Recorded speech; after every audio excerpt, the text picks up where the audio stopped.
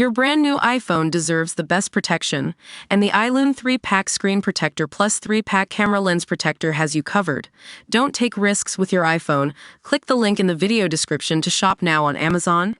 Man bludgeoned pensioner to death, and then dragged bag with his body across city. To view this video, please enable JavaScript, and consider upgrading to a web browser that supports HTML5. Video. Up next, harrowing CCTV footage shows a killer dragging his dismembered housemate's remains across Salford after he sawed his body into 27 pieces. Marcin Majurkiewicz, 42, bludgeoned Stuart Everett to death before flaying his face off and chopping his body into dozens of pieces. In chilling footage from April 2 last year, Majurkiewicz can be seen walking around Salford with the hacked-up body parts in a bag for life, before dumping them in a nature reserve.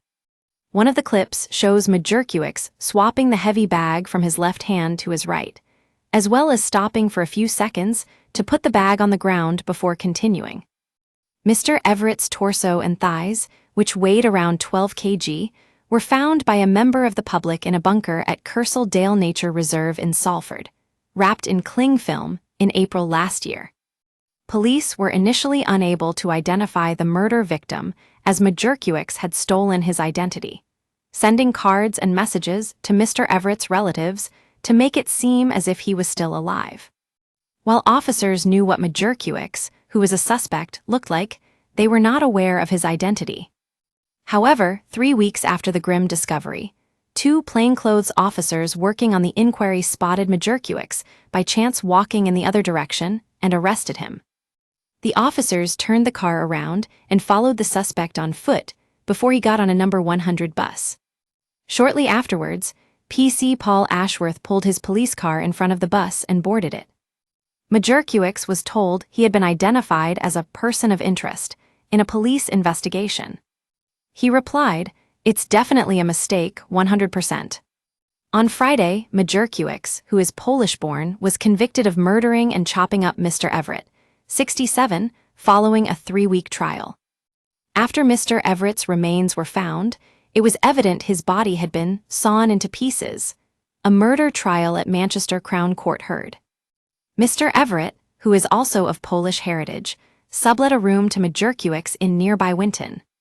Detectives pieced together Majurkiewicz's movements in the days after the killing and found a further 26 parts of his body at 4 other locations. Only around 1/3 of Mr. Everett's remains have so far been recovered. The rest are feared to have been lost to nature. Mr. Everett's skull alone was split into several fragments, while his face was stripped was off and dumped separately. When Majurkiewicz, a father of 2, was arrested 3 weeks after the torso was found, he was carrying 2 mobile phones and bank cards in the name of Mr. Everett. Bloodstains and saw marks at the house he had shared with Mr. Everett revealed that something terrible had happened there, prosecutor Jason Pitter Casey told jurors. A skip outside contained a range of incriminating discoveries, including pieces of the carpet from his room stained with diluted blood. To view this video, please enable JavaScript and consider upgrading to a web browser that supports HTML5. Video.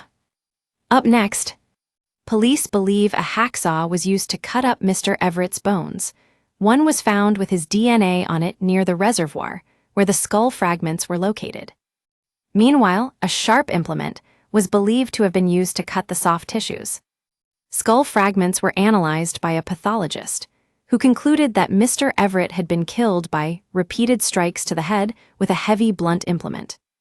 Police believe Mr. Everett, an unmarried former civil servant originally from Derby, was killed on the night of March 27 last year. He was christened Roman Zemacki, but anglicized his name. The exact motive for the killing, which preceded the brutal attempt by Majurkiewicz to cover his tracks, is unknown, but his trial heard of brewing tension in the shared house. Issues included Mr. Everett attempting to pass on a rent increase to Majurkiewicz and a second housemate, Mikkel Polchowski. Concerns have been raised over the fact that Majurkiewicz, who had no previous convictions or cautions, had taken out loans to a total value of £60,000 in 2023. He had also made searches online indicating that he was considering leaving for Spain, including a search for long-term rentals in Alicante. Interviewed by police, Majorkiewicz denied knowing anything about the killing of Mr. Everett or the disposal of his body parts.